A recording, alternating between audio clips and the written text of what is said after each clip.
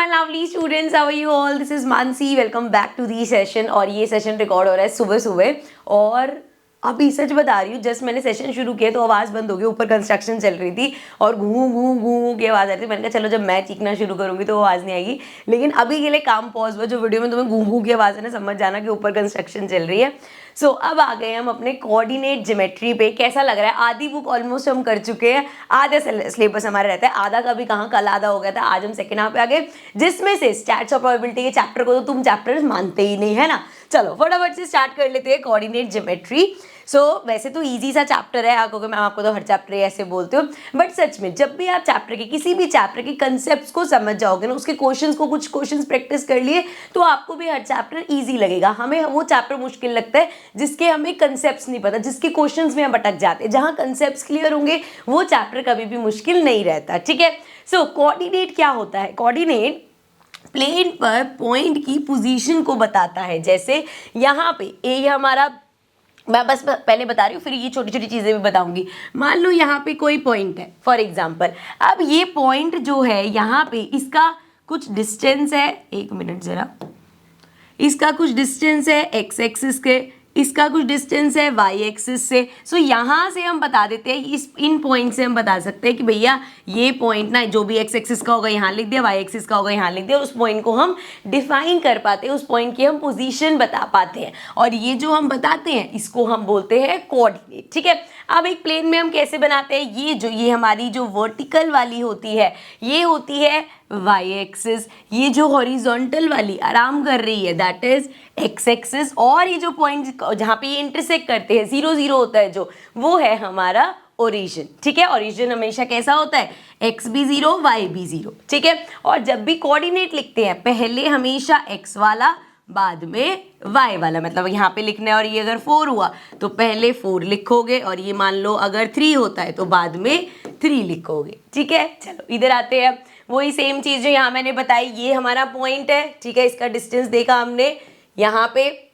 अब एक चीज़ और नहीं यहाँ पे समझना, नहीं क्या मतलब, जैसे ये पॉइंट है, ये पॉइंट हमारा 2 1 हो गया क्योंकि एक्स एक्सिस 2 है, वाई एक्सिस 1 है। लेकिन अगर कोई तुमसे डिस्टेंस की बात करे तो क्या इस पॉइंट का डिस्टेंस एक्स एक्सिस से 2 है? नहीं, इस पॉइंट का डिस्टेंस, ये पॉइंट है, ये डिस्टेंस है। कितना डिस्टेंस है? यहाँ पे देखो 1 है, मतलब कितना डिस्टेंस हो गया? 1 यूनिट का। तो इस पॉइंट का एक्स एक्सिस से 1 यूनिट का डिस्टेंस है। ऐसे इस पॉइंट का अगर वाई एक्सिस से देखना है, सो वाई एक्सिस पे तो 1 है, क्या 1 का ही डिफरेंस है? नहीं। कितना डिस्टेंस है यहाँ से यहाँ तक का? 2 यूनिट्स का। सो जो हमारा एक्स पॉइंट है उतना अब एक क्वेश्चन करेंगे और क्लियर हो जाएगा। ठीक है, नाउ ये हमारा हो गया कि एक्स और वाई होते हैं, पहले एक्स लिखते हैं बाद में वाई लिखते हैं। एक्स वाले को हम बोलते हैं एब्सेसा और वाई वाले को बोलते हैं ऑर्डिनेट। ठीक है, उन्होंने इतना अंग्रेजों वाला वर्ड दे दिया एब्सेसा, लेकिन वाई के लिए उनको कोई वर्ड नहीं मिला तो कोऑर्डिनेट में से ऑर्डिनेट वर्ड उसको दे दिया। ठीक है, तो ऐसे याद रखना, कभी कभी छोटे मोटे क्वेश्चंस में पूछ लेते हैं कि इसका एब्सेसा बताओ, तो बच्चे कंफ्यूज हो जाते हैं यार एब्सेसा क्या होता है। सो हमारा एक्स वाली जो टर्म है वो एब्सेसा होती है, और जो वाई वाली टर्म है वो हमारी ऑर्डिनेट होती है। चलो आगे बढ़ जाते हैं। आगे देखो, the distance from the point this from x axis, जो मैं आपको समझा रही थी। एक पॉइंट है -6 8, इसका डिस्टेंस कितना होगा? एक्स एक्सिस से। तो ज़्यादातर बच्चे बस क्वेश्चन पढ़ते हैं और ऐसे सोचते हैं कि एक्स वाला -6 है, मतलब -6 डिस्टेंस होगा। लेकिन देखो यहाँ पे अगर मैं इस पॉइंट को प्लॉट करूँ तो यहाँ पे क्या मतलब है इसका? -6, मतलब एक्स हमारा -6, इधर कहीं हमारा -6 होगा, और y हमारा 8, यहाँ पे कहीं 8 होगा। तो पॉइंट कहाँ होगा? इधर जाएंगे, इधर हमारा पॉइंट होगा -6 8। अब वो बोल रहे हैं क्या डिस्टेंस है इस पॉइंट का एक्स एक्सिस से। तो मुझे बताओ जरा, एक्स एक्सिस कौन सी है तुम्हारी? एक्स एक्सिस ये हॉरिजॉन्टल वाली है, ये पॉइंट है। एक्स एक्सिस से कितना डिस्टेंस है इसका? ये वाला डिस्टेंस है, यही है ना एक्स एक्सिस से। तो क्या बेटा ये जो डिस्टेंस है, क्या ये चीज हमारी 6 यूनिट्स है? नहीं, ये कितनी है? यहाँ से देखो 1 2 3 4 5 6 7 8 8 है। ये कितना डिस्टेंस है? 8 है। तो मतलब एक्स एक्सिस से इसका 8 यूनिट्स का डिस्टेंस है। ठीक है, इस क्वेश्चन को आई होप अच्छे से समझ लिया होगा। छोटा सा क्वेश्चन है लेकिन वो ये पढ़ते ही ऐसा लगेगा एक्स एक्सिस -6, तो आंसर या तो -6 कर देंगे। कुछ तो ज़्यादा दिमाग लगाएंगे, वो सोचेंगे यार डिस्टेंस नेगेटिव थोड़ी होगा, तो वो उसको +6 कर देंगे। जान के ही ऑप्शंस देते हैं आपको कंफ्यूज करने के लिए। ठीक है, हमें डिस्टेंस बताना है। सो इस पॉइंट का हमारी एक्स एक्सिस से 8 यूनिट्स का डिस्टेंस है, तो 8 यूनिट्स आंसर होगा। ठीक है, चलो आगे बढ़ते हैं बेटा। अब एक ये क्वेश्चन और देख लो, फिर तो हमने अपने उसमें डिस्टेंस फॉर्मूला, सेक्शन फॉर्मूला वो सब पढ़ेंगे। ठीक है, the area of triangle formed by the line, ये एक लाइन है with the ordinate axis is. Area of triangle क्या होता है? अरे भाई साहब साइलेंस, मुझे लग रहा है दोबारा टूट जाएगा। सो क्या होता है हमारा area of triangle? Half base into height, ये होता है एरिया ऑफ ट्रायंगल। चलो इसको यूज करेंगे। अब यहाँ पे इन्होंने दे दिया x अपॉन में a प्लस y अपॉन में b इक्वल्स टू 1। ये कोई एक लाइन बन रही है, जैसे ये आपकी x एक्सिस है, ये y एक्सिस है, और ये कोई लाइन मान लो ऐसे कहीं बन रही होगी। ठीक है, अभी देख लेंगे वो तो हम।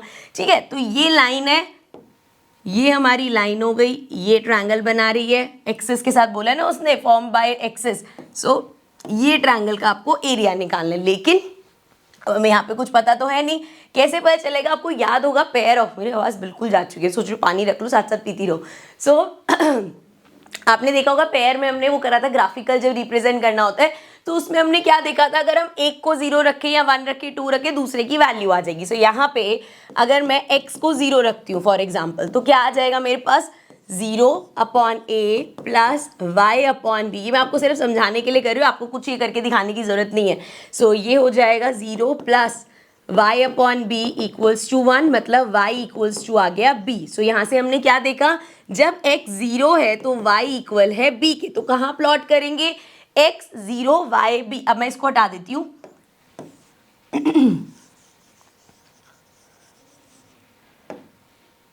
ये बन गई हमारी y एक्सिस, ये बन गई हमारी x एक्सिस। सो अब हमारा x 0 है, y b है। y मान लो जैसे ये a है, ये b है, यहाँ पे है, तो आपका पॉइंट किधर आएगा बच्चे? इधर ही आएगा। क्यों? क्योंकि x 0 है, ये तो x 0 मतलब यहाँ पे हुआ, यहीं पे होता है ना, x b 0 y b 0। सो यहाँ पे हुआ। सो ये तो हमने देखा था, अगर x 0 है तो पॉइंट कहाँ बनता है? y एक्सिस के ऊपर। सो यहाँ पे आपका पॉइंट बन गया 0 b। ठीक है, क्लियर यहाँ तक? चलो अब यही सेम चीज हम करते हैं, जरा इसको साइड रखो। अगर मैं y इक्वल्स टू 0 पुट कर दूं तो ये हो जाएगा x upon A plus 0 equals to 1। So x upon A equals to 1 और x इक्वल्स टू आ गया a।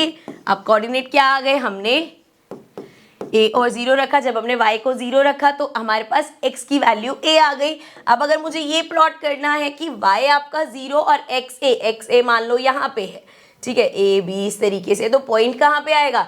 अब y 0 पॉइंट बनेगा x पे इस तरीके से। सो अब देखो, मोटी मोटी बात ये है कि ये आपको सब समझाने के लिए था। अगर आपके पास इस तरह की कोई इक्वेशन आती है, ये जैसी इक्वेशन है, इस तरीके से आती है, तो आपको क्या मान के चलना है कि भाई हमारा y b है और x a है। ठीक है, अब आप ऐसे कंफ्यूज हो रहे थे, अगर मैं डायरेक्ट बोलती तो मैंने आपको करके दिखा दी कि देख लो, करके देख लो, आपको पता चल जाएगा। अब हमारे पास लाइन कौन सी आ गई है? लाइन हमारे पास आई है, ये दो पॉइंट्स को ज्वाइन करो, इसको और एक्सटेंड कर लेते हैं। ये हमारी लाइन आ गई, तो मतलब जो हमें इक्वेशन दे रखी थी उस इक्वेशन की ये लाइन है। ठीक है, सो बच्चे अगर ये लाइन है तो ये एक्सिस के साथ ये वाला ट्रायंगल बन रहा है। ठीक है, समझ में आ गया यहाँ तक? अब जरा ट्रायंगल का फॉर्मूला लगाओ। ट्रायंगल का फॉर्मूला क्या है? हाफ, अब इसका बेस कितना है? ये बेस है, कितना है? a है। So half base into height कितनी है? हाइट देखो, ये हाइट होती है, कितनी है? b है। सो ये आ गया हमारे पास a b और आगे half A B. Basically half A B देख लो कहाँ पे है, ये रहा हमारे पास हाफ ए बी, ये हो गया आंसर। ठीक है, सो देखो सिंपल क्वेश्चंस भी आते हैं, लेकिन अब मैं सिंपल क्वेश्चंस तो मैं प्राप्त सीरीज में भी करा चुकी हूँ और इतनी बार हम कर चुके हैं, तो थोड़े से मैंने ट्रिकी क्वेश्चंस ही लिए। ठीक है, चलो अब बढ़ते हैं हमारा डिस्टेंस फॉर्मूला। तो जब भी आपके पास ऐसा हो कि आपके पास 2 पॉइंट्स हैं, एक पॉइंट हमारा ये P है, एक पॉइंट हमारा Q है, इन दोनों पॉइंट्स के बीच में आपको डिस्टेंस निकालना है। अब इन दोनों पॉइंट्स, ये पॉइंट्स प्लेन पे है, दोनों के कुछ कोऑर्डिनेट्स होंगे, जैसे इसका है x1 y1, इसका है x2 y2, मतलब जैसे इसका मान लो ऐसे दे रखा था 2 3 और इसका दे रखा हो -3 और 4, ऐसे करके कुछ दे रखा हो, तो ये हमारा हो जाएगा 2 और 3 है P पॉइंट। अगर हम PQ निकाल रहे हैं, पहले P ले रहे हैं, सो ये हो गया x1, ये हो गया y1। इसी हिसाब से P से Q तक जा रहे हैं, तो Q हमारा क्या हो जाएगा बच्चे, यहाँ पे इसका ये हो जाएगा x2, ये हो जाएगा y2। ठीक है, यहाँ तक तो कोई दिक्कत नहीं है। अब फॉर्मूला क्या बन के आता है, x2 माइनस x1। एक एक चीज मैटर करती है। अगर यहाँ लिखा है x2, उसमें से x1 माइनस, तो अपनी मर्जी से आप x1 माइनस x2 नहीं कर सकते। तो x2 माइनस x1 मतलब x2 क्या है, -3 माइनस x1 और इसका स्क्वायर, इस तरीके से होगा। ठीक है, सो x2 माइनस x1 इस पूरे का square plus y2 minus y1 इसका स्क्वायर। ठीक है, ये ऐसे करके आप डिस्टेंस फॉर्मूला से निकालोगे। अभी क्वेश्चंस करेंगे तो और क्लियर हो जाएगा। और एक होता है, कभी कभी पूछ लेता है ओरिजिन से, ओरिजिन से अगर डिस्टेंस, जैसे ये पॉइंट है, ठीक है, कुछ भी पॉइंट हो सकता है, मान लिया मैंने x1 y1 पॉइंट है हमारा, इसका जो पूछा है ओरिजिन से, ओरिजिन क्या होता है 0 0, मतलब इसमें एक तो हमारे 0 0 हो गए, तो आप डायरेक्ट फॉर्मूला लगा दोगे अंडर रूट में x square plus Y square, बस ऐसे करोगे। और अगर ओरिजिन से पूछा तो direct X square plus Y square whole cube लगा के आप ही कर दोगे, होल क्यूब कह रही सॉरी, स्क्वायर रूट लगा के आप निकाल दोगे। ठीक है, चलो आओ अब क्वेश्चन देखते हैं कुछ। तो the centre of circle is इतना, चलो एक सर्कल बना लेते हैं। सो ये हमारा सर्कल हो गया। ठीक है, अब इस सर्कल का जो सेंटर है, मान लो ये सेंटर है, उसका हमें क्या बता दिए, पॉइंट्स बना दिए। मान लो ये O सेंटर है, तो O के इन्होंने कोऑर्डिनेट्स बना दिए 2a और a-7। आगे देखो, if the circle passes through the point 1 -9। अब ये जो सर्कल है ये किसी पॉइंट से पास हो रहा है, मान लो यहाँ पे किसी पॉइंट से पास हुआ, इस पॉइंट का नाम दे दिया हमने P, और इस पॉइंट के कोऑर्डिनेट्स क्या दे रखे हैं 1 और -9। ठीक है, इसको जरा ज्वाइन कर लेते हैं। सो इस तरीके से हमने ज्वाइन कर दिया। ठीक है, ये सर्कल पास हुआ इस पॉइंट P से। अब हमसे क्या पूछा है, एंड हैज द डायामीटर, और इस सर्कल का जो डायामीटर है, diameter of the circle is 10√2। Now then find the value of A। अब ये जो A है इसकी हमें वैल्यू निकालनी है। देखो ये A इसका है, बेसिकली यही लिख देती हूँ अब मैं 2a a-7। सो अगर बच्चे मैं यहाँ पे OP ये डिस्टेंस निकालूं तो मैं वहां से इस A की वैल्यू निकाल सकती हूँ, प्रोवाइडेड मेरे पास डिस्टेंस गिवन हो। अब डिस्टेंस गिवन है कैसे, सर्कल का डायामीटर आपको दे रखा है 10√2, तो ये क्या बन रहा है, सेंटर से किसी भी सर्कल के पॉइंट तक जाता है तो वो रेडियस होता है। सो अगर डायामीटर मुझे गिवन है 10√2, तो रेडियस क्या हो गया 10√2 अपॉन में 2, कैंसिल कर दो इसको, ये हमारे पास आ गया 5√2। सो रेडियस हमारे पास आ गया 5√2, मतलब O से लेके P तक का डिस्टेंस आ गया 5√2। अब जरा डिस्टेंस फॉर्मूला लगाओ, A निकल जाएगा। आओ जरा करते हैं क्वेश्चन। सो हम फाइंड कर रहे हैं OP। क्यों फाइंड कर रहे हैं OP, क्योंकि हमें पता है उसकी हेल्प से हम A तक पहुंच जाएंगे, वैसे हमारे पास है रेडियस। सो OP का अगर हम फॉर्मूला लगाएंगे डिस्टेंस फॉर्मूला, सो क्या होगा x2 minus x1 whole square plus y2 minus y1 का होल स्क्वायर। ठीक है, जब भी ये क्वेश्चंस करो, हर बार मैं बोलती हूँ जस्ट टू मेक श्योर कि कैलकुलेशन मिस्टेक्स ना हो, पहले ही आप x1 की वैल्यू, x2 की वैल्यू, y1 की वैल्यू, y2 की वैल्यू लिख लो। अब x1 y1 कहाँ से आएगा, O पॉइंट से, सो ये हो गया 2a और a-7, x2 y2 हमारा P पॉइंट मतलब 1 और -9। ठीक है, चलो अब वैल्यूज पुट करने का काम करते हैं। सो ये हमारा हो गया x2, देखो कहाँ है, x2 है 1 माइनस x1 कितना है 2a इस पूरे का स्क्वायर प्लस y2 कहाँ है, y2 है -9 माइनस y1 कितना है a-7। देखो या तो ब्रैकेट में a-7 लिखो, नहीं तो क्लियर रखो कि भैया बाहर माइनस है तो अंदर के साइन चेंज हो जाएंगे, मतलब a हमारा नेगेटिव हो गया और वो +7 बन गया और इसका स्क्वायर। ठीक है, समझ में आ गया ना भाई। ब्रैकेट के अंदर आपके पास अगर a-7 है तो जब ये ब्रैकेट से बाहर आएंगे साइन चेंज हो जाएंगे, सिंपल ये कर है बस। चलो अब इसको सॉल्व कर लेते हैं। So we have a square plus B square, 2a का स्क्वायर करेंगे 4a square, so a square plus B square plus, sorry minus है ना, माइनस 2ab, सो 2ab कितना आ गया, 2 2 ज़ा 4a। ठीक है, प्लस आगे बढ़ जाओ। अब ये तो अच्छा पहले इसको अंदर भी सॉल्व कर लो, तो ये हो जाएगा -9 और -7 है हमारा, तो क्या हो जाएगा 2 हो जाएगा, लेकिन माइनस का। सो ये आ गया हमारे पास। नेक्स्ट स्टेप में कर लेंगे इसको, कोई बात नहीं। सो ये हो जाएगा जी, इसको तो एज इट इज़ लिखो 1 + 4a square minus 4a plus, अब इसको देखो यहाँ पे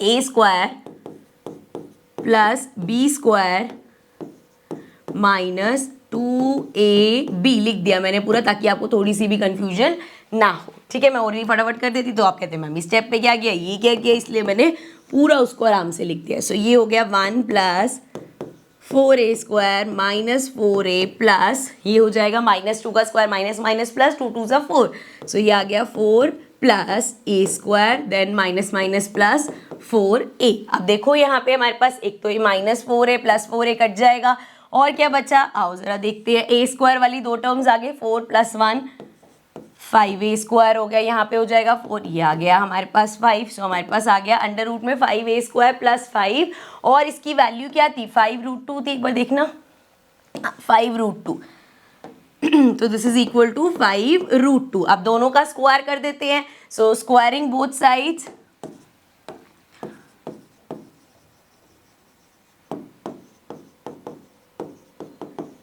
दोनों साइड का अगर स्क्वायर करेंगे तो 5√2 का स्क्वायर हुआ यहाँ पे, और यहाँ पे ये जो हमारे पास अंडर रूट में 5a स्क्वायर प्लस 5 था पूरे का स्क्वायर हो गया, स्क्वायर से रूट कटा, यहाँ पे 5 का स्क्वायर करोगे 25 और √2 का स्क्वायर होगा तो वो 2 हो जाएगा, इनटू में 2 हो गया मतलब। और क्या बचा हमारे पास, ये बचा 5a स्क्वायर प्लस 5, सो 5 हमने कॉमन ले लिया, ये बच गया a स्क्वायर प्लस 1 एंड ऊपर भेजो इसको, ये हो जाएगा 50 और 5 उधर मल्टीप्लाई हो रहा है, इधर आके डिवाइड हो जाएगा, ये आ गया a स्क्वायर प्लस 1, इसको कैंसिल किया, ये आ गया 10, a स्क्वायर हमारा आ जाएगा 10 माइनस 1 और a आ जाएगा अंडर रूट में 9 which means a equals to आ गया +-3। तो a की वैल्यू पूछी थी, a की वैल्यू आ जाएगी +-3। ठीक है, तो हमने देखा डिस्टेंस फॉर्मूला लगा के, अगर आपको डिस्टेंस दे रखा है तो इनमें से आपसे कुछ भी पूछे आप निकाल सकते हो, ये पूरा दे रखा है तो आप डिस्टेंस निकाल सकते हो। ठीक है, चलो नेक्स्ट क्वेश्चन देखते हैं। अब नेक्स्ट क्वेश्चन में सिंपल सा है, लेकिन यहाँ पे कॉस और साइन सब आ गए ना तो बच्चे डर जाते हैं थोड़ा सा क्वेश्चन पढ़ के, पहले तो यही सोचते रहते हैं अरे ये ट्रिगो का कौन सा क्वेश्चन है, लेकिन देखो जैसे ही आप ये क्वेश्चन पढ़ोगे ना तो यहाँ क्या लिखा है बच्चे, the distance between the point this and this is, distance पूछा है दो पॉइंट्स के बीच में, डिस्टेंस पूछा है पॉइंट्स के बीच में मतलब कोऑर्डिनेट ज्योमेट्री है। सो डिस्टेंस फॉर्मूले के हिसाब से क्या होता है भाई, x2 minus x1 whole square plus y2 minus y1 whole square. ठीक है, सो अब देखो यहाँ पे किस किस का डिस्टेंस पूछा है, a cos theta plus b sin theta और ये 0, तो मतलब ये पूरा आपका x1 हो गया, ये आपका y1 हो गया। दूसरा देखो 0 a sine theta minus b cos theta, so ये आपका x2 हो गया और ये पूरा आपका y2 हो गया। ठीक है, क्लियर। अब जरा वैल्यूज पुट करते हैं।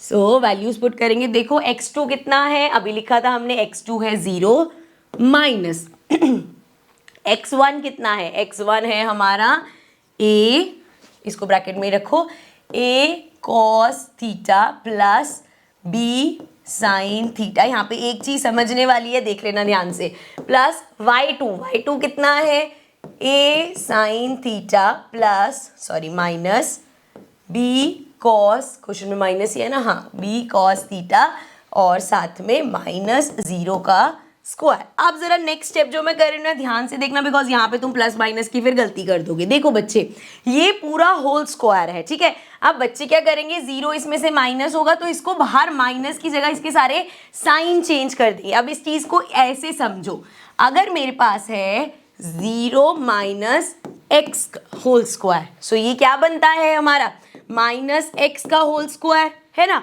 और माइनस का जब आप स्क्वायर करते हो, माइनस माइनस प्लस, तो ये क्या बचता है हमारे पास, एक्स स्क्वायर बचता है। लेकिन इसीलिए यहाँ पे कोई ऐसे नहीं करेगा कि minus A cos theta minus B sine theta और उसका स्क्वायर, ऐसे नहीं होगा। हम इसको एज अ पूरी टर्म ले रहे हैं, ये अलग अलग नहीं है। यहाँ पे इस क्वेश्चन में मेन ये क्वेश्चन लेने का रीजन यही था कि मुझे पता था यहाँ पे बच्चे गड़बड़ कर देंगे। यहाँ पे आप इसको ऐसे समझो कि ये जीरो है, अरे वाह ये कैसा जीरो बना है, ये जीरो है, इसमें से माइनस करना है एक्स स्क्वायर। जब आप इसको अलग अलग टर्म की तरह लोगे तब वो प्लस माइनस होगा। अभी आप मान के चल रहे हो ये पूरा एक्स है, तो पूरे के साथ माइनस आ गया, पूरे के साथ जब माइनस आया उसका स्क्वायर है तो माइनस माइनस प्लस हो गया, मतलब इसका स्क्वायर। तो यहाँ पे हमारे पास क्या बचा, A cos theta plus B sine theta इसका स्क्वायर, ये पूरी एक टर्म है हमारी। अब इधर जाएंगे तो प्लस, यहाँ पे देखो क्या बनेगा हमारे पास,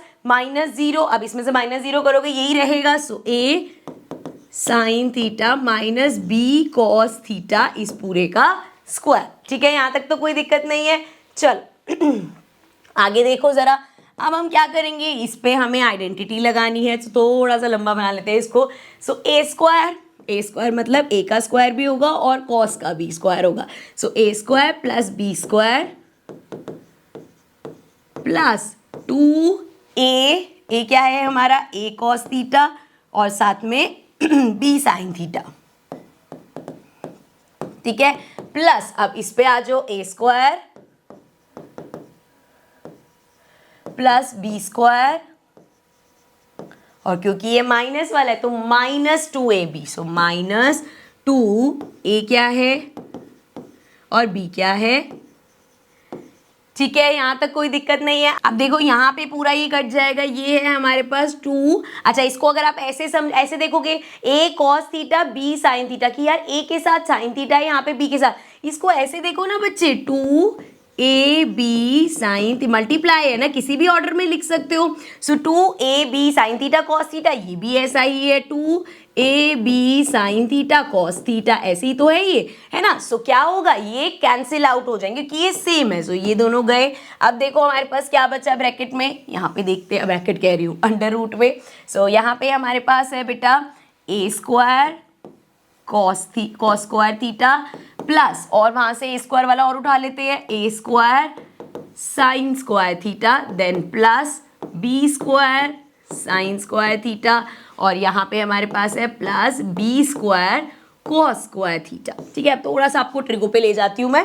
पहले यहाँ पे देखो, इन दोनों में हमें ए स्क्वायर कॉमन दिख रहा है, सो ए स्क्वायर कॉमन लिया, ये आ जाएगा cos square theta plus sine square theta. यहाँ पे देखेंगे बी स्क्वायर कॉमन मिल रहा है, तो ये आ जाएगा sine square theta plus cos square theta. So ये हमारा क्या हो जाएगा, ए स्क्वायर और साथ में cos square theta plus sine square theta 1 होता है, प्लस बी स्क्वायर और साथ में sine square theta plus cos square theta 1 होता है। सो ये हमारे पास आ गया A square plus B square. So this is going to be your answer. ये हमारा डिस्टेंस होगा। ठीक है, अंडर रूट में A square plus B square. So देखो अंडर रूट में A square plus B square कहाँ है, डी पार्ट है हमारा। सो ये हो गया हमारा आंसर। ठीक है, समझ में आ गया।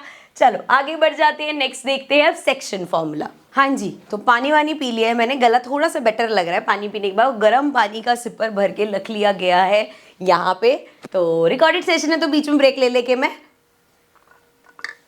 ऐसे पी सकती हूँ, है ना। क्या मतलब, हम लाइव भी करा रहे थे तब भी हम पीने देते हैं। चलो कोई बात नहीं, चलो लेट्स चेंज द टॉपिक। अभी लाइव इसलिए नहीं हो रहा, अब देखो यार बड़ी सारी चीज़ें हैं जिसकी वजह से लाइव मैं नहीं कर पाती। टाइम कंस्ट्रेंट्स कह लो, अलग अलग टाइम पीरियड पे मुझे शूट करना पड़ता है और मैं आपको वो पूरा स्केड्यूल दे नहीं पाऊंगी कि भैया इस टाइम लाइव आना। तो मुझे ऐसा लगता है कि बच्चे अपने पेस पे जैसे पढ़ाई कर रहे हैं कर लें, मैं अपनी तरफ से जो मेहनत करके आप लोगों को प्रोवाइड कर सकती हूँ वो सेशंस मैं दे रही हूँ। जब भी आप उस चैप्टर को कर रहे हो, जैसे भी आप कर रहे हो, तो आप प्रैक्टिस कर पाओगे। इसलिए मैं बार बार आपको इस सेशन के बाद बोलती हूँ कि बेटा प्रैप सीरीज के क्वेश्चन जरूर देख लेना, बिकॉज जो बच्चा सिर्फ मेरे पे डिपेंडेंट होकर भी करे ना, वो ये सेशन और अगर प्रैप सीरीज के सारे क्वेश्चन करके जा रहा है, सो उससे बाहर आपका पेपर नहीं आएगा। ठीक है, चलो वापस से आ जाते हैं इसको सेक्शन फॉर्मूला पे। अब सेक्शन फॉर्मूला होता क्या है, जैसे आपके पास एक ये लाइन है इस तरीके से, ठीक है, एक पी पॉइंट था, एक क्यू पॉइंट था। सो पी क्यू पॉइंट को, ये एक लाइन है जिससे हमने पी और क्यू पॉइंट को ज्वाइन कर दिया। अब कोई पॉइंट है, यहाँ पे एक पॉइंट है, ठीक है, जो इन दोनों को कट कर रहा है। अब किसी रेशियो में कट करेगा, जैसे यहाँ पे लिखा है 3:4 में। अब अच्छा, ये जो पॉइंट है ना, इसके भी कुछ कोऑर्डिनेट्स होते हैं, ठीक है। सो ये हो गया। अब यहाँ पे एक पी पॉइंट है, एक क्यू पॉइंट है, एक हमारे पास, मान लो ओ तो नहीं लेंगे फिर वो ओरिजिनल लगेगा, मान लो ये ए पॉइंट हो गया। सो ए पॉइंट पी और क्यू लाइन को कट कर रहा है। अब जब ये कट करेगा, यहाँ पे तो ऐसा लग रहा है सेंटर पे कट कर रहा है, बट जब ये कट करेगा किसी रेशियो में कट करेगा। सो वो रेशियो होती है हमारी, जैसे यहाँ पे लिख लिया हमने 3:4 रेशियो, और इसको ठीक कर देती हूँ। और यहाँ पे जैसे अगर आपके पास रेशियो है 3:4, सो ये हो जाता है m1, ये हो जाता है m2, या आप इसको कह सकते हो ये हो गया m और ये हो गया n, ठीक है, किसी भी तरीके से बोल सकते हो। अब इसके अलावा ये जो हमारे पास P और Q है, फिर से P हो गया x1 y1, Q हो गया x2 y2, ठीक है। अब अगर मुझे यहाँ पे ये जो पॉइंट A है, अगर मुझे इस पॉइंट A के कोऑर्डिनेट्स निकालने हैं, तो वो कैसे निकालेंगे हम, फॉर्मूला होता है m1 मल्टीप्लाइड x2, ध्यान रखना m1 के साथ x2, फिर प्लस किया m2 के साथ x1, फिर y पे जब जाएंगे अपॉन में m1 प्लस m2, जब इस पे जाएंगे m1 के साथ y2 प्लस m2 के साथ y1 अपॉन में m1 plus m2।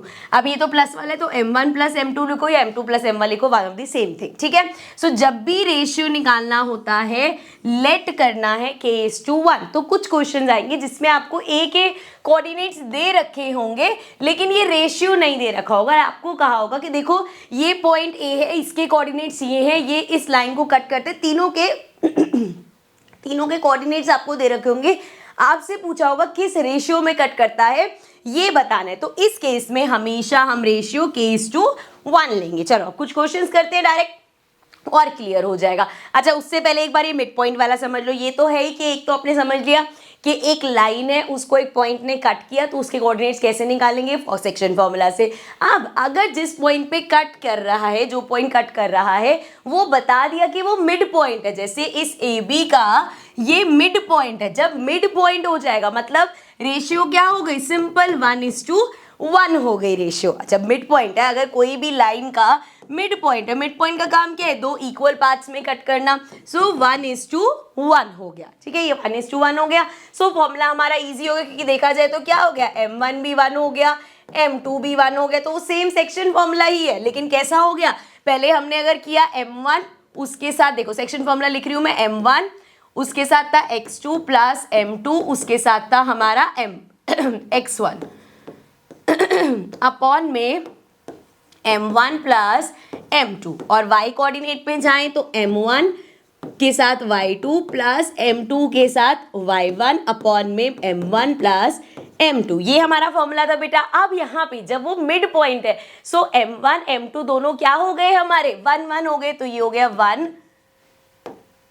Into x2 plus 1 into x1 upon में m1 प्लस m2। सिमिलरली यहाँ पे करेंगे 1 y2 प्लस 1 y1 अपॉन में 1 प्लस 1। सो क्या निकल के आ गया हमारे पास, x2 प्लस x1, अरे भाई x2 प्लस x1 अपॉन में 1 प्लस 1 2, और यहाँ पे y2 प्लस y1 अपॉन में 2। सो ये हमारे पास कोऑर्डिनेट्स निकल के आ गए। देख लो जरा, यही लिखा हो। अब वो ये x1 प्लस x2 लिखो या x2 प्लस, जहाँ पे माइनस होता है वहाँ ज़्यादा अलर्ट ले रहने की जरूरत होती है, बट अगर वो प्लस ही हो रही है तो हमें इतनी दिक्कत नहीं है। आप चाहे x1 प्लस x2 लिखो या आप x2 प्लस x1 लिखो, it's one of the same thing. So यहाँ से आए, लेकिन आपको इतना पूरा हर बार करने की जरूरत नहीं है। अगर मिड पॉइंट दे रखा है तो आप डायरेक्ट ये फॉर्मूला लगा लोगे कि x1 प्लस x2 अपॉन 2 के x कोऑर्डिनेट आ गया, और y1 प्लस y2 अपॉन 2 के तो y1 आ गया, ठीक है। चलो अब आ जाते हैं फाइनली क्वेश्चंस पे अपने। तो पहला क्वेश्चन असर्शन रीजनिंग का ले लेते हैं। चलो भाई, so question says the point P divides the join of this and this in this ratio. So वो कह रहे हैं क्या हो गया आज मेरे गले को, कि पॉइंट P है जो कि क्या कर रहा है, डिवाइड कर रहा है जॉइन ऑफ, पहले लाइन बना लेते हैं यहाँ पे, फिर जरा पॉइंट P साथ कर लेंगे इसके। चलो सो ये लाइन किससे ज्वाइन होके बनी है, ये हमारा ए पॉइंट हो गया, ये हमारा बी पॉइंट हो गया, बी पॉइंट हो गया 3 -8, ए पॉइंट हो गया -6 10 और पी पॉइंट उसको कट करती हुई जा रही है, सो -4 6 में। अब उन्होंने बोला किस रेशियो में कर रही है, 2:7। अब आप सोचोगे यार ये तो सब कुछ ही दे रखा, क्या करना है। सो बेसिकली ये तो असर्शन दे रखा है ना, हमें चेक करना है क्या सच में वो इस रेशियो में कट कर रही है। सो हम मान के चलेंगे कि हमारे पास रेशियो नहीं है। सो अगर आपको यहाँ पे रेशियो निकालनी है, अभी मैंने बताया था जब भी क्वेश्चन में हमें रेशियो फाइंड करनी होती है तो हम क्या करते हैं, लेट कर लेते हैं। So let the ratio be, let the ratio be k:1, k:1 ratio ले लिया हमने। चलो अब जरा अपना सेक्शन फॉर्मूले के हिसाब से अपना पहले फॉर्मूला लिख लेते हैं। सो यूजिंग फॉर्मूला p के कोऑर्डिनेट्स क्या होंगे बच्चे, जब भी हम सेक्शन फॉर्मूला लगाते हैं बेसिकली p के कोऑर्डिनेट्स ही तो निकालते हैं, वही हम यहाँ पे करेंगे। सो p के कोऑर्डिनेट्स कैसे निकलेंगे, सिंपल m1 को मल्टीप्लाई करो x2 के साथ प्लस m2 को मल्टीप्लाई करो x1 के साथ अपॉन में m1 प्लस m2 कर दो। सिमिलरली जब y पे जाओगे तो m1 को मल्टीप्लाई करो x2 के साथ, m2 को मल्टीप्लाई करो y2 y1 के साथ। मैंने यहाँ पे पहले x2 बोल दिया, सो समझ जाना भाई, y वाले पे आ गए हैं हम, ठीक है, ये चीज़ समझ में आ गई। चलो भाई अब इसके कोऑर्डिनेट्स निकालने हैं। सो पहले जरा वैल्यूज लिख लेते हैं। सो हमारे पास क्या क्या वैल्यूज है, देखो p के कोऑर्डिनेट्स तो हमें दे ही रखे हैं, जो हम निकालने जा रहे हैं ना वो ऑलरेडी हमारे पास गिवन है, अभी मैं लिख लूंगी। अब जरा m1 m2 बताओ क्या होगा, रेशियो क्या लिखा मैंने, k:1। सो m1 हो गया k और m2 हो गया मेरा 1। सो यहाँ से m1 m2 आ गया। अब ये जो लाइन ज्वाइनिंग थी यहाँ से आएगा x1 y1, x1 कितना -6, y1 कितना 10 और उससे आएगा x2 y2। अब x2 y2 कितना है 3 और -8, ठीक है। और p के कोऑर्डिनेट्स क्या दे रखे हैं हमें क्वेश्चन में, देखो जरा -4 और 6, तो ये हमारे पास है -4 और 6। चलो अब आ जाते हैं यहाँ वैल्यूज पुट कर लेते हैं। सो बेटा m1 कितना है k, x2 कितना है 3, सो ये 3k हो गया, प्लस m2 1 है, x1 -6 है तो प्लस की जगह -6 आ जाएगा, मैं बैठ ही जाती हूँ फिर आराम से दिख जाएगा, अपॉन में m1 प्लस m2 मतलब k प्लस 1। अब देखो m1 है हमारा k और y2 कितना है -8, तो ये हो जाएगा -8 k प्लस m2 1 है, y1 कितना है 10, तो प्लस 10 अपॉन में k प्लस 1, ठीक है, यहाँ तक कोई दिक्कत नहीं है।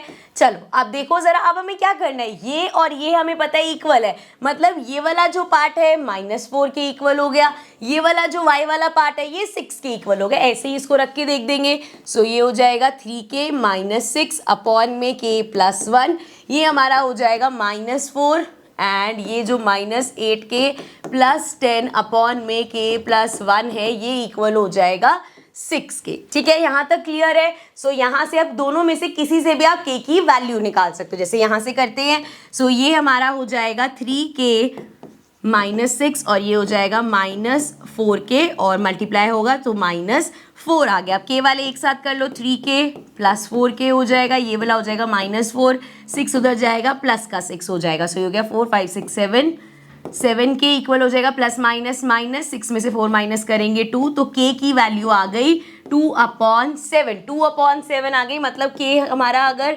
2/7 है, सो रेशियो क्या था k:1, सो ये हो जाएगा 2/7:1, जिसका मतलब है 2:7, सो रेशियो आ गया 2:7। अब असर्शन चेक करो, असर्शन में क्या दे रखा था हमें कि उसने किस रेशियो में डाला है, 2:7 में, इसका मतलब ये जो असर्शन है ये बिल्कुल करेक्ट है। अब रीजन देख लेते हैं, if the point C XY divides the join of this and this in this ratio m:n, then formula check करो, m के साथ x2, n के साथ x1, ठीक है, m प्लस n, m के साथ y2 और n के साथ y1, ठीक है, एकदम ठीक है। So that means assertion is correct and reason is also correct and reason is the correct explanation of the assertion। ठीक है, चलो अब चलते हैं नेक्स्ट क्वेश्चन पे। अब नेक्स्ट क्वेश्चन है, in what ratio does the point this divide the line segment joining this and this, also find the value of p। अब लास्ट क्वेश्चन में जब हमने रेशियो निकाला तो आपके पास जॉइनिंग वाले जो थे उसके करेक्ट कोऑर्डिनेट्स गिवन थे, जिस पॉइंट ने कट किया उसके भी पूरे कोऑर्डिनेट्स थे, बट यहाँ पे आपके पास इसमें ये y वाला कोऑर्डिनेट नहीं है। वैसे तो देखो जब हम वो इलेक्ट करेंगे रेशियो तो हमें जरूरत नहीं होगी, तो अब इस क्वेश्चन को करते, कुछ होमवर्क पहले मैं सोची थी होमवर्क दे दूं, सेम क्वेश्चन है बट मैं करा देती हूँ। एक तो मैम रिकॉर्डेड सेशन है उसमें भी आप नहीं दे होमवर्क दे जा रहे हो, सो कोई होमवर्क नहीं है, लेट्स डू दिस क्वेश्चन। सो क्या करेंगे, सबसे पहली चीज क्या होती है, रेशियो निकालना है। Let the ratio B k:1, ठीक है, k:1 रेशियो ले लिया हमने। अब ये जो पॉइंट है इसके कोऑर्डिनेट्स निकालने हैं हमें, तो क्या फॉर्मूला होता है, पॉइंट का कुछ नाम दे रखे नहीं, सो पहले अपना फॉर्मूला लिख लेते हैं। m1 x2 के साथ जाएगा, m2 x1 के साथ जाएगा, अपॉन में m1 प्लस m2 होगा। उसके बाद जी m1 y2 के साथ जाएगा, m2 y1 के साथ जाएगा और अपॉन में m1 प्लस m2 होगा। ठीक है, जितनी बार प्रैक्टिस करते हो आप फॉर्मूलाज लिखोगे उतने आपके फॉर्मूलेस अच्छे से याद हो जाएंगे। और ये कोऑर्डिनेट किसका है, 24/11 और y। ठीक है, चलो भाई अब जरा वैल्यूज लिख लेते हैं। सो वैल्यूज क्या क्या है, m1 k हो गया, m2 हमारा 1 हो गया क्योंकि k:1 वाला रेशियो लिया है। उसके बाद ये लाइन ज्वाइनिंग देख लो, p जो है p के कोऑर्डिनेट्स हो गए x1 y1, क्या क्या है 2 और -2। उसके बाद q के देख लो x2 y2 हो जाएगा, क्या क्या है 3 और 7। अब वैल्यूज पुट कर लेते हैं। चलो भाई वैल्यूज पुट करें तो ये हो जाएगा m1 कितना है k और x2 कितना है 3, सो 3k प्लस m2 कितना है 1 और ये आ गया x1 कितना है 3, सो ये आ जाएगा 3। सही देखा मैंने, x देखा अंदर से ना इंट्यूशन आ जाता है ये कुछ गड़बड़ करी है। सो x1 बच्चे 2 है, मैंने 3 देख लिया था, तो m1 plus m2 k plus 1। m1 कितना है, m1 है k, y2 कितना है, y2 है 7 और प्लस m2 कितना है 1, y1 कितना है -2, तो ये हो जाएगा -2 अपॉन में k प्लस 1। चलो भाई, अरे अरे अरे क्या खुल गया, अब इसको थोड़ा सा ऊपर कर लेते हैं। अब हमें पता है ये पूरा इक्वल है इसके, यहाँ पे तो हमारे पास है 24/11 और ये y है। सो अगर मैं इस y वाले को y के इक्वल रखूंगी तो कुछ फायदा ही नहीं होगा, तो इसकी जगह क्या कर लेते हैं हम, इसको इसके इक्वल रखते हैं। सो 3k प्लस 2 अपॉन में k प्लस 1 इक्वल है 24/11 के। चलो भाई सॉल्व कर लेते हैं इसको। सो ये हमारा हो जाएगा, मल्टीप्लाई कर दो 11 से तो ये आ गया 33k प्लस 22 और इसको 24 से करोगे तो 24k प्लस 24।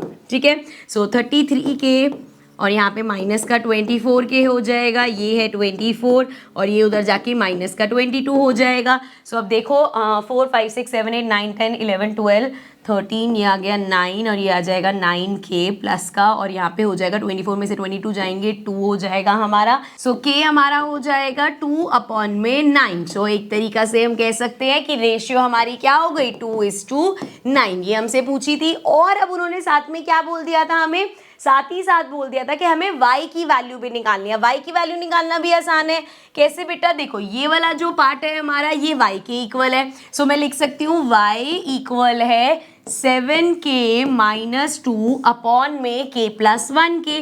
अब हमारे पास k की वैल्यू तो है तो इधर k की वैल्यू डाल लेते हैं, ये हो जाएगा 7 2/9 माइनस 2 अपॉन में हो जाएगा 2/9 प्लस 1। सो इसको सॉल्व कर लेते हैं। सो ये हो जाएगा 7 2 14 अपॉन में 9 माइनस 2 अपॉन में आएंगे। सो ये हमारा एलसीएम ले लो, ये आ गया 9, ये आ गया 2, 9 1 9, इधर भी एलसीएम ले लो, ये आ जाएगा 9, ये आ जाएगा 14 माइनस कुछ नहीं है 9 2 18 हो जाएगा, एंड अपॉन में हमारे पास आ गया 9 10 11 और अपॉन 9, 9 से 9 कैंसिल और ये हमारा हो जाएगा माइनस का आएगा, एक तो 14 15 16 17 18, तो माइनस का 4 अपॉन में 11। सो y की वैल्यू क्या आ गई -4/11। दो चीज़ें पूछी थी, रेशियो पूछा था वो हमने निकाल दिया, y की वैल्यू पूछी थी वो निकाल दिया। अब चलते हैं अपने नेक्स्ट क्वेश्चन पे। So the line segment joining the points A and B is trisected. Trisect का मतलब क्या होता है बच्चे, जैसे एक लाइन है, मान लो ये लाइन है ए बी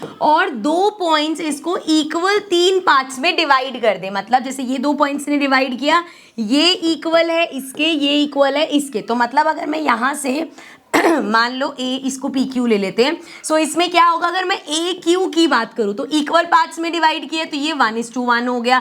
अगर मैं पी बी देखूं तो ये 1:1 है। तो इस तरीके से किस रेशियो में, 1:1:1 इस रेशियो में कट किया है। लेकिन यहाँ ट्विस्ट क्या होगा, मान लो इस पूरी लाइन पे मैं पी पॉइंट देख रही हूँ, अगर इस पूरी लाइन पे मैं पी पॉइंट देख रही हूँ तो रेशियो क्या होगा, यहाँ पे 1 और इधर कितना है, इसका डबल हो गया। सो 1:2 रेशियो हो गया। अगर मैं क्यू पॉइंट देख रही हूँ तो इसके इधर कितने हैं, 2 है और इधर कितना है, 1, तो रेशियो 2:1 हो गया। तो इस तरीके से हम इन क्वेश्चंस को करते हैं। आओ जरा क्वेश्चन पढ़ते हैं और देखते हैं हमसे क्या पूछा है, निकालने को क्या बोला है। So the line segment joining the point A and B is trisected at the point P and Q such that P is nearer to A। मतलब यहाँ पे अगर A होगा तो उसके पास P बनाना, फिर Q banana. Find the coordinates of P and Q if P also lies on the line this। Find the value of K। चलो जो दूसरा पार्ट है वो हम लास्ट में डिस्कस करेंगे, पहले ये देख लेते हैं। लाइन जो इन्होंने बोली है, यहाँ फिगर बना लेते हैं थोड़ी सी। ये हमारी लाइन है, क्या है, पॉइंट्स A B पॉइंट्स है। सो ये हो गया A, क्या है यहाँ पे 2 1, और ये है हमारा B विच इज 5 -8।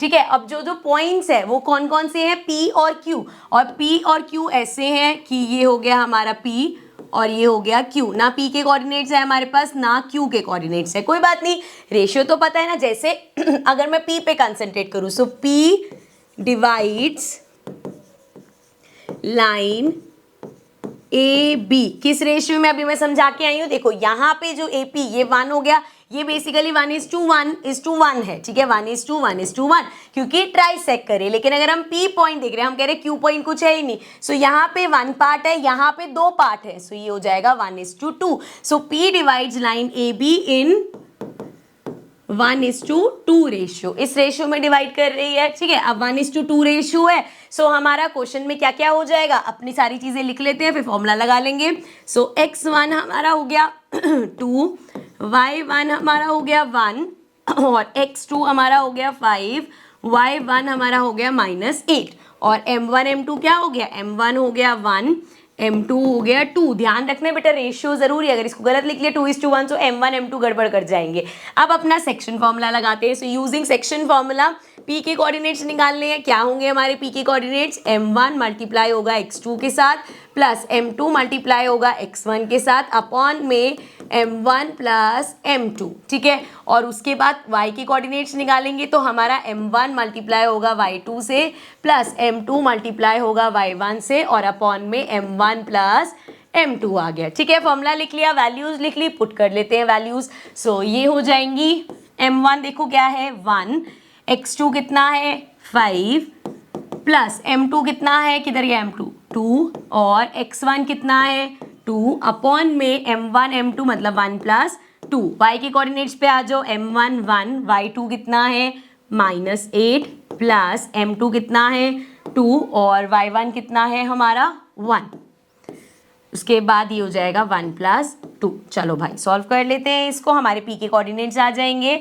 ये हो जाएगा 5 1 = 5 प्लस 2 2 = 4 अपॉन में 2 + 1 3 और ये हो जाएगा -8 प्लस 2 1 = 2 और 2 + 1 3। सो ये हो गया 5 6 7 8 9 मतलब 9/3 और ये हो जाएगा 8 में से 2 गया 6 माइनस का अपॉन में 3 कैंसिल कर लो, ये आ जाएगा 3, ये आ जाएगा -2। सो कोऑर्डिनेट्स आ गए 3 और -2। सबसे पहले P के कोऑर्डिनेट्स आ गए। सेम चीज़ हमें अप्लाई करनी है Q के कोऑर्डिनेट्स निकालने के लिए। सो यहाँ पे ले आते हैं। अब जब हम Q की बात करेंगे सो Q divides line A B in what ratio. Q की बात करेंगे तो यहाँ पे 2 हैं और अरे सो यहाँ पे इस तरफ बच्चे 2 हैं और यहाँ पे 1। सो 2:1 के रेशियो में, 2:1 के रेशियो में। तो Q ने डिवाइड किया AB को 2:1 रेशियो में। सो चलो आ जाओ, अब बाकी सब चीज़ें पहले अपनी वैल्यूज़ लिख लेते हैं। x1 अब ये तो सेम ही रहेगा, देखो x1 2 ही रहेगा क्योंकि ए बी पॉइंट तो सेम ही है, x2 हमारा 5 रहेगा, y1 हमारा 1 रहेगा, y2 हमारा -8 रहेगा। अरे भाई मैंने कुछ गड़बड़ तो नहीं कर दी? y2 ये y2 था, y2 y1, चलो लिखा गलत था, करा सही है, शुक्र है। चलो ये हो गया। अब उसके बाद देखो m1 m2, m1 m2 क्या अब रेशियो क्या है 2:1, सो m1 2 हो गया और ये 1 हो गया। चलो भाई अब फिर से फॉर्मूला लिख लेते हैं एक बार और अपना क्वेश्चन स्टार्ट करते हैं। सो ये हमारे q के कोऑर्डिनेट्स हैं, m1 के साथ x2 आएगा, m2 के साथ x1 आएगा, अपॉन में m1 प्लस m2 आएगा, उसके बाद जी m1 के साथ y2 आएगा प्लस m2 के साथ y1 आएगा, अपॉन में m1 प्लस m2 आएगा। देख लो ऐसे फॉर्मूले तुम्हें भी याद हो जाएंगे जब तुम बार बार इसको लिखोगे, ठीक है।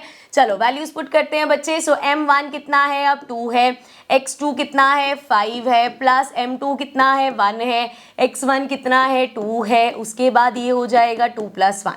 चलो m1 2 y2 -8 plus m2 1 y1 किधर है 1 अपॉन में 2 + 1। सो ये आ गया 5 2 = 10 प्लस 2 1 = 2 अपॉन में 2 + 1 = 3। फिर ये हो गया 8 2 = 16 प्लस 1 अपॉन 2 + 1 = 3। चलो भाई आगे बढ़ जाते हैं। सो ये हो जाएगा 12 अपॉन में 3 और ये हो जाएगा -15 अपॉन में 3, कैंसिल करेंगे। सो ये आ जाएगा 4 पे और वो आ जाएगा -5। तो क्यू के कोऑर्डिनेट्स हो गए 4 और -5। लेकिन पिक्चर अभी बाकी है मेरे दोस्त, अभी क्वेश्चन खत्म नहीं हुआ हमारा। क्या बोल रखा है लास्ट में, फाइंड द वैल्यू ऑफ के। अगर ये जो हमारे ये कहाँ गया था, P also lies on this point, P lies on this point, तो हमें के की वैल्यू निकालनी है। कोई बात नहीं है, P के कोऑर्डिनेट्स है ना 2x - y + k है, 2x - y + k = 0। अब देखो P के कोऑर्डिनेट्स हमारे पास है, x और y है, पुट कर देते हैं ज़रा यहाँ पे। सो ये हो जाएगा 2 3 और y कितना है -2 प्लस के = 0। सो ये हमारा हो गया 3 2 = 6 माइनस प्लस हो जाएगा और साथ में 2 प्लस के = 0। सो 6 + 2 8 हो जाएगा, उधर भेजेंगे तो -8 हो जाएगा। तो k की वैल्यू आ गई -8। यही क्वेश्चन में हमें निकालना था, k की वैल्यू निकालनी थी, q और p के कोऑर्डिनेट्स निकालने थे, दोनों चीजें हमने निकाल दी हैं। अब जरा आ जाते हैं एक केस बेस्ड स्टडी क्वेश्चन पे। अब जब ऐसे क्वेश्चंस एग्जाम में आए थे ना तो देख के हम बहुत ज्यादा डर जाते हैं, बट ये कब आया हुआ है 23-24 सैम्पल पेपर का है ये। सो यहाँ पे देखो इस क्वेश्चन में ना बच्चे, जब आप इसकी अब यहाँ पे ऐसे देखोगे तो लगेगा अरे बड़ा मुश्किल है, कैसे यहाँ पे हम बनाएंगे इसको, कैसे पॉइंट्स देखेंगे। बट जब आप क्वेश्चंस पढ़ोगे ना तो यू विल रियलाइज कि ये सब तुम्हें एक्स्ट्रा चीजें दे रखे, यहाँ पे हमें देखने की भी जरूरत नहीं पड़ेगी जब हम क्वेश्चंस बनाएंगे। यहाँ पे मैंने वो क्वेश्चंस ले लिए सारे जो हमारे रिपीटेडली, जैसे वो पैरेललोग्राम का आ जाता है मिड पॉइंट वाला, सो वो सब क्वेश्चंस मैंने इसमें कवर कर लिया। आओ जरा फटाफट से पढ़ लेते हैं। सो पहले तो पूरा दे रखा है, ये पूरी कहानी दे रखी है, आप चाहे इसको पढ़ना हो पढ़ लेना। मैं आपको बस ये बता रही हूँ कि इस पूरी कहानी, अभी क्या कर रहा है बेसिकली, उन्होंने फुटबॉल मैच का एक पूरा लगा लिया कि यहाँ पे फॉरवर्ड होगा, यहाँ पे मिडफील्डर खड़ा होगा, यहाँ पे गोलकीपर होगा, इस तरीके से सारे उन्होंने स्टिकर्स लगा लिए, ठीक है। अब देखो क्वेश्चन जब हम पढ़ने पे आएंगे, अब देख के तो लगेगा यार हमें तो कुछ पता ही नहीं है इसके बारे में, कौन कहाँ खड़ा होता है। लेकिन जब मैं क्वेश्चन पढ़ूंगी, पहला क्वेश्चन क्या है, at an instance the midfielder and forward formed a parallelogram, find the position of the center midfielder which is D if the position of other players who form the parallelogram are A, B, C। So यहाँ पे क्या हमें बोला गया है, कितने simple शब्दों में बाद में हमें समझ आ गया कि एक पैरेललोग्राम की बात हुई है। तो इस तरीके से हम बना लेते हैं एक पैरेललोग्राम, ठीक है। अब इस पैरेललोग्राम में आपको A, B, C सब दे दिया और D निकालने को बोला है। सिंपल है, ये हो गया हमारा A, ये हो गया B, ये हो गया C और ये हो गया D। सो A के क्या दिए हैं हमें, A के कोऑर्डिनेट्स हैं 1 2, B के कोऑर्डिनेट्स हैं 4 3, C के कोऑर्डिनेट्स है 6 और हमें निकालना क्या है, find the position of the central midfielder which is D। तो आपको D पॉइंट निकालना है। ऐसा क्वेश्चन आपके पास आ सकता है, डायरेक्ट भी आ सकता है, और ये तो केस बेस्ड स्टडी में मैंने लिया है। सो आपके पास एक पैरेललोग्राम है, 3 वर्टिसेस उसकी दे दी, एक आपको निकालनी है। सो क्या करेंगे हम, सबसे पहला काम होगा इसके जो डायगोनल्स है उनको ज्वाइन कर दो। डायगोनल्स ज्वाइन करके क्या होगा, एक हमने प्रॉपर्टी पढ़ी थी पैरेललोग्राम की कि जो हमारे पैरेललोग्राम के डायगोनल्स होते हैं वो एक दूसरे को बाइसेक्ट करते हैं। बाइसेक्ट करते हैं मतलब ये जो हमारा पॉइंट होगा, अगर इसको मैं ओ पॉइंट बोलूं तो ये इस AC का मिड पॉइंट हो गया, इसी तरीके से ओ पॉइंट हमारे इस BD का मिड पॉइंट हो गया। मिड पॉइंट मतलब 1:1 रेशियो में। मिड पॉइंट फॉर्मूला से अब मैं आराम से D के कोऑर्डिनेट्स निकाल सकती हूँ। इसको हम नाम दे देते हैं AB। ठीक है, करके दिखाते हैं, समझ में आ जाएगा। सो सबसे पहले देखो O is the midpoint of क्या है हमारा AC। सो पहले मैं इस यहाँ पे A और C के तो दोनों के कोऑर्डिनेट्स है, वहां की हेल्प से मैं O के कोऑर्डिनेट्स निकालूंगी, फिर BD के हेल्प से निकालूंगी। अब O के कोऑर्डिनेट्स तो मेरे पास आ जाएंगे तो वहां से D निकल जाएगा। चलो अब करते हैं जरा इस क्वेश्चन को। सो O is the midpoint of AC। सो हमारे पास क्या होगा, मिड पॉइंट थ्योरम के हिसाब से, मिड पॉइंट थ्योरम कह रही हूँ, मिड पॉइंट फॉर्मूला के हिसाब से x1 प्लस x2 अपॉन 2 और y1 प्लस y2 अपॉन 2, ये हमारे क्या हो जाएंगे बच्चे, O के कोऑर्डिनेट्स हो जाएंगे। ठीक है, अब जरा A और C की हेल्प से, AC है ना तो A का A वाला हो गया x1 और y1, सो ये 1 और 2 हो गया। उसके बाद x2 हो गया 6, y2 हो गया 6। ठीक है, तो ये सब हो गया, वैल्यूज पुट कर लेते हैं। सो ये हो गया O। x1 क्या है बेटा, x1 है 1 प्लस x2 कितना है 6 अपॉन में 2, फिर y1 कितना है 2 प्लस y2 कितना है 6 अपॉन में 2। सो ये हमारा हो गया, अरे भाई ये आ गया 6 + 1 7 अपॉन 2 और ये आ जाएगा 6 7 8, सो ये आ जाएगा 8 अपॉन 2। ठीक है, सो ये हमारे पास क्या आ गए, अरे भाई ये क्या बात है, ये क्या आ गए हमारे पास, O के कोऑर्डिनेट्स आ गए हमारे पास 7 अपॉन 2 और ये हो जाएगा 4। ठीक है, अब हमने यहाँ पे AC की हेल्प से O के कोऑर्डिनेट्स निकाल लिए। अब यही सेम चीज हमारी अप्लाई होती है, मैं ऐसे भी लिख सकती हूँ कि O is the mid point of, किसका मिड पॉइंट है, BD का भी मिड पॉइंट है ये। सो BD का भी मिड पॉइंट है तो फिर से मिड पॉइंट थ्योरम, अपना यार मिड पॉइंट थ्योरम को बोल रही हूँ मैं, मिड पॉइंट फॉर्मूला लगा के फिर से हम O के कोऑर्डिनेट्स निकालेंगे। अब ऑलरेडी हमारे पास है तो वहां से हमारी A और B की वैल्यू आ जाएगी। लिख लेती हूँ पहले मैं। अब देखो जरा B के कोऑर्डिनेट्स जो भी हैं हमारे वो क्या बन जाएंगे, x1 और y1, क्या क्या है 4 और 3, और D के कोऑर्डिनेट्स जो हैं वो x2 y2 हो गए। क्या क्या है हमारे पास, ये है हमारे पास A लिया है हमने और B लिया। अब फॉर्मूला लगाते हैं, x1 प्लस x2 अपॉन में 2 और y1 प्लस y2 अपॉन में 2, ये हमारे O के कोऑर्डिनेट्स हैं। सो यहाँ पे हो जाएगा x1 देखो कितना है यहाँ पे 4 प्लस A अपॉन 2 और ये हो जाएगा 3 प्लस B अपॉन 2, ये O के कोऑर्डिनेट्स है बच्चे, ये रहे हमारे पास। इन दोनों को इक्वेट कर सकते हैं तो यहाँ से आ जाएगा कि 4 प्लस A अपॉन 2, मतलब ये वाला इक्वल है 7 अपॉन 2 के, और ये 3 प्लस B अपॉन 2 इक्वल है 4 के। ठीक है, समझ में आ गया यहाँ तक। चलो इसको फर्दर सॉल्व करते हैं, 2 से 2 कैंसिल हो जाएगा। सो ये आ गया A हमारे पास 7 माइनस 4, सो A की वैल्यू आ जाएगी हमारे पास 4 5 6 7 3 आ गई हमारे पास।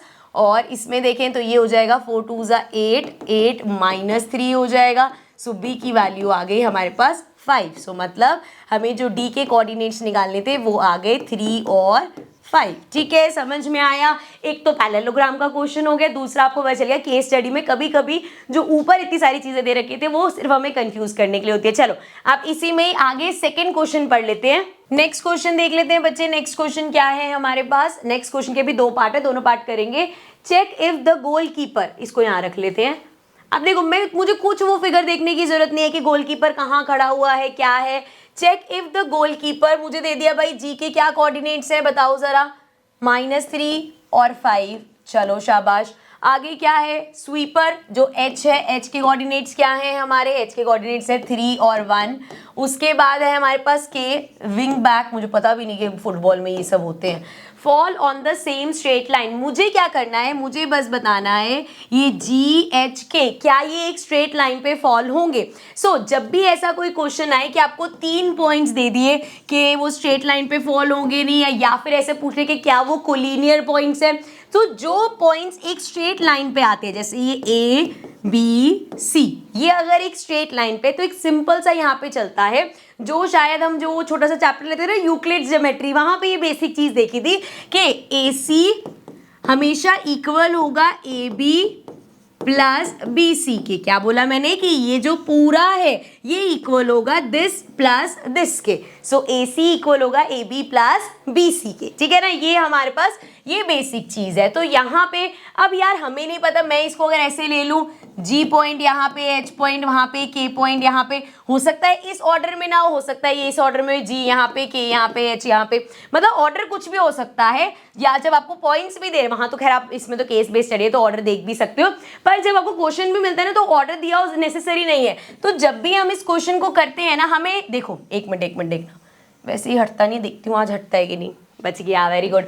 हमें क्या करना है, हमें ऑर्डर नहीं पता कि ये किस ऑर्डर में है, सो हम AC का डिस्टेंस अलग से, AB का डिस्टेंस अलग से, BC का डिस्टेंस अलग से। यहाँ पे भी हम यही चीज करेंगे कि मान लो हम सोच रहे हैं ये इस तरीके से है, ये हो गया GH, तो हम स्टार्टिंग में नहीं लेके चल सकते कि GK इक्वल होगा GH प्लस HK, शो हो सकता है पॉइंट्स इधर उधर हो।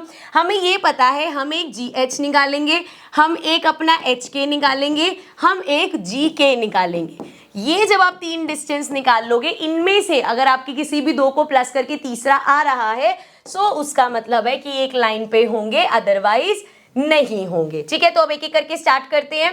सबसे पहले हम निकालते हैं GH। सो GH अगर निकालना है तो G के कोऑर्डिनेट्स देख लो क्या है, -3 और 5।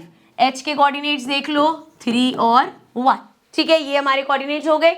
अब इसमें हमें क्या पता होना चाहिए, ये हो गया x1, x2, y1, y2, ठीक है। यहां तक समझ में आ गया। चलो अब डिस्टेंस फॉर्मूला लगाते हैं अपना। सो डिस्टेंस फॉर्मूला के हिसाब से x2 माइनस x1 का square plus y2 minus y1 का स्क्वायर, ठीक है। अब एक चीज जरा ये ध्यान रख लेना कि मैंने डायरेक्ट कर दिया, वैसे मैं खुद ही बोलती हूँ फॉर्मूलेज लिखने हैं, और हर क्वेश्चन में प्रैक्टिस करते हुए भी फॉर्मूलाज लिख लेना, ठीक है। यहाँ मैंने नहीं लिखा, मुझे माफ कर देना। चलो जी, 3 + 3 इज 6, इसका स्क्वायर प्लस ये हो जाएगा -4 इसका स्क्वायर। सो ये हो गया 6 6 ज़ा 36 प्लस 4 4 ज़ा 16। सो ये हमारा हो गया 6 6 12 एंड 3 4 5 52। सो ये आ गया √52। ये हमने पहला GH निकाला है। अब जरा यहाँ पे निकाल लेते हैं HK। तो H के कोऑर्डिनेट्स क्या हैं, 3 1। देखो बच्चे, कुछ भी इस चैप्टर में मुश्किल नहीं है। दिक्कत क्या होती है, क्योंकि कोऑर्डिनेट्स है x1 x2 y1 y2 m1 m2, इतनी सारी वैल्यूज हो जाती है ना कि हम वैल्यूज में ही गड़बड़ कर देते हैं और आंसर गलत आ जाता है, ठीक है। तो इसलिए बस वैल्यूज को साथ साथ लिखते हो। चलो चलो फिर से भाई, अब ये हमारा, अच्छा मैं इस बार लिख देती हूँ यार, फिर आप कहोगे मैम धीरे धीरे आप तो बिल्कुल ही बदलते जा रहे हो। ये हो गया x1 y1, ये हो गया x2 y2। सो अब देखो हमें क्या करना है, x2 माइनस x1 का square plus y2 minus y1 का स्क्वायर। सो ये हमारा हो जाएगा 0 - 3 -3 3 3 = 9 माइनस माइनस प्लस, तो ये हो गया 9 प्लस 3 - 1 is 2 एंड 2 का स्क्वायर 4। सो ये आ गया 9 10 11 12 13। सो ये आ गया √13, ठीक है। अब आगे भी देखते हैं जरा, और क्या बचा, हमें क्या निकालना है, GK। सो जरा यहाँ पे लिख लेते हैं, हम अब फाइंड कर रहे हैं GK कोऑर्डिनेट्स देख लो। GK कोऑर्डिनेट्स है -3 5 और K के कोऑर्डिनेट्स हैं हमारे, K के कोऑर्डिनेट्स हो गए 0 3,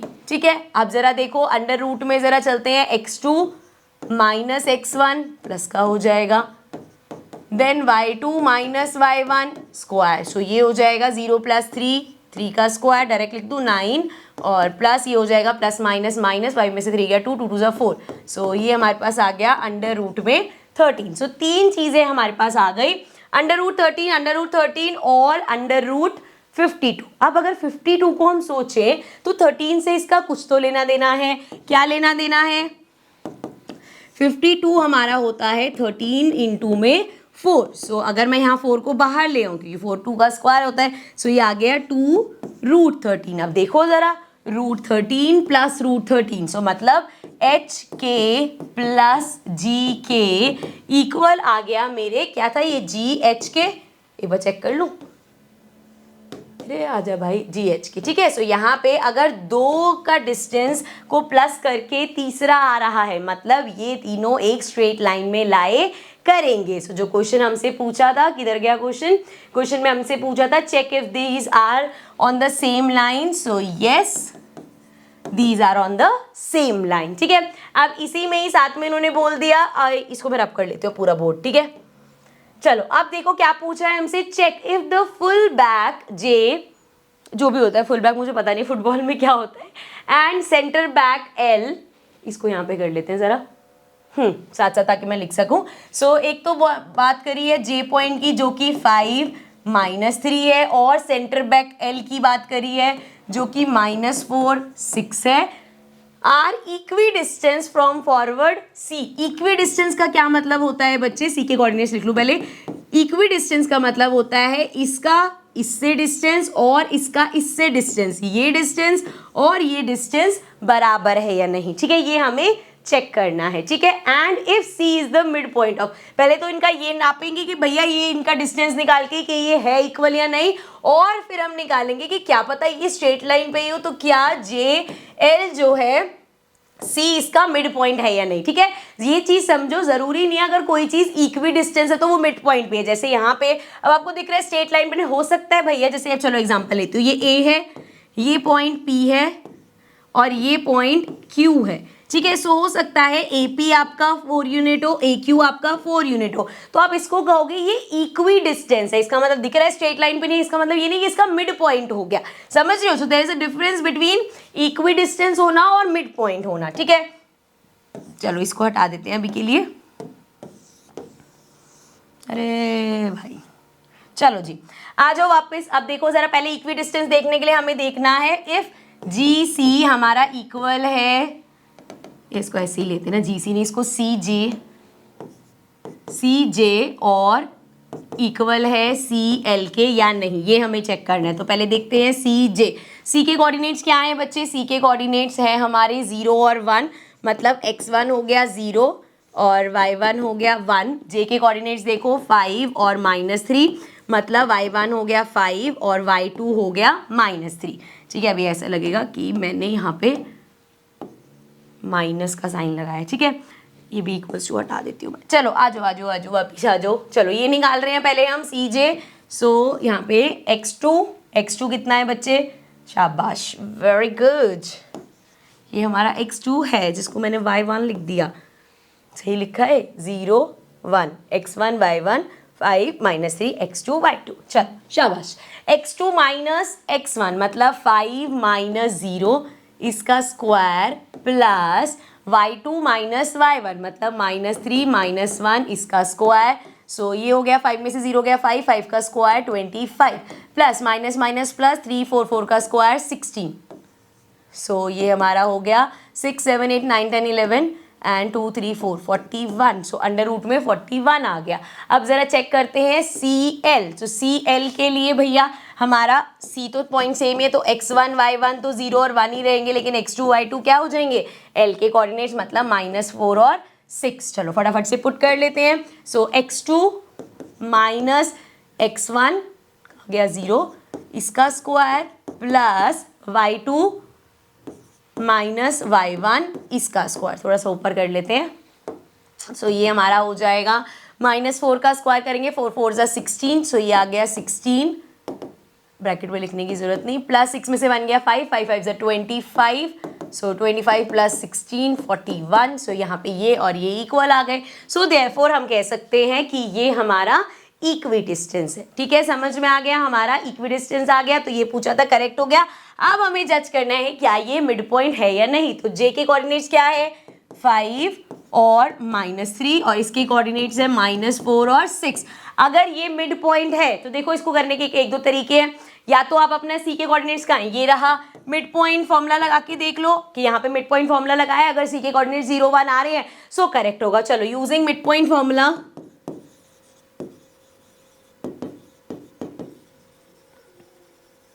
सो मिड पॉइंट फॉर्मूला लगाएंगे। अच्छा, दूसरा तरीका ये है कि आप सेक्शन फॉर्मूला से रेशियो निकालो। रेशियो अगर 1:1 आ गया तो मिड पॉइंट है, बट वो लंबा हो जाएगा। मिड पॉइंट फॉर्मूला लगाते हैं, ये हमारे पास पॉइंट्स हैं, सो ये हो जाएगा 5 प्लस -4 करेंगे तो ये -4 हो गया अपॉन में 2, -3 प्लस 6 अपॉन में 2, सो ये हमारा हो जाएगा 5 में से 4 गया, ये आ गया 1/2, ये हो जाएगा प्लस माइनस माइनस 6 में से 3 गया 3/2, सो 1/2 और 3/2 आया और यहाँ पे क्या है 0 और 1, सो मतलब ये इसका मिड पॉइंट नहीं है। ठीक है, गॉट इट। सो यहाँ से हमने बोल दिया कि ये मिड पॉइंट नहीं है। लास्ट, अब इसका क्वेश्चन देख लो जरा एक बार, इसको इधर रख लेते हैं। लास्ट क्वेश्चन है हमारे पास, इफ डिफेंसिव मिडफील्डर ए कौन है हमारा 1 4, उसके बाद है attacking midfielder B point 2 -3 and striker E A B lies on the same straight line, B is equidistant from A and E, find the point E।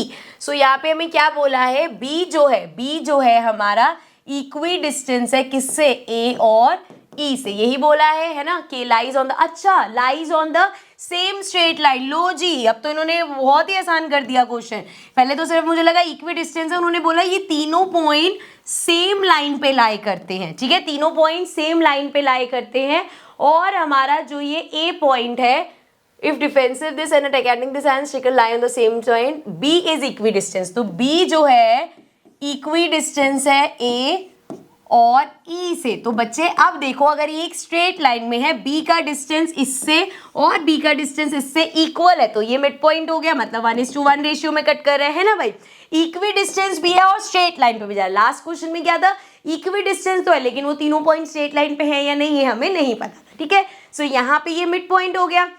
हमें ई के कोऑर्डिनेट्स निकालने हैं, बहुत आसान है। मिड पॉइंट से बी के कोऑर्डिनेट्स निकल सकते हैं ना, तो बी के कोऑर्डिनेट्स हमें अगर हम निकालें, सो क्या होंगे हमारे बी के कोऑर्डिनेट्स, देखो फॉर्मूले के हिसाब से x1 प्लस x2 मतलब 1 प्लस a अपॉन में 2 एंड 4 प्लस b अपॉन में 2, और b के कोऑर्डिनेट्स ऑलरेडी हमें दे रखे हैं 2 और -3, तो दैट मीन्स यहाँ से हमारे पास आ गया कि ये जो है 2 के इक्वल है, मतलब 1 प्लस a अपॉन 2 इक्वल है 2 के, और 4 प्लस b अपॉन में 2 इक्वल है -3 के। तो ये हो जाएगा 2 2 = 4 और 4 -1 हो जाएगा, मतलब ये आ गया a इक्वल्स टू 3। a की वैल्यू 3 आ गई और यहाँ पे देखो 3 2 = 6, सो b हो गया हमारा -6 और ये जाएगा -4, सो b आ गया -10। सो a की वैल्यू आ गई 3 और b की वैल्यू आ गई -10, मतलब e के कोऑर्डिनेट्स हो गए 3 और -10। Okay, so this was the last question. Simple question जिस तरीके से आ सकते हैं वो भी मैंने आपको इस सेशन में करा दिए,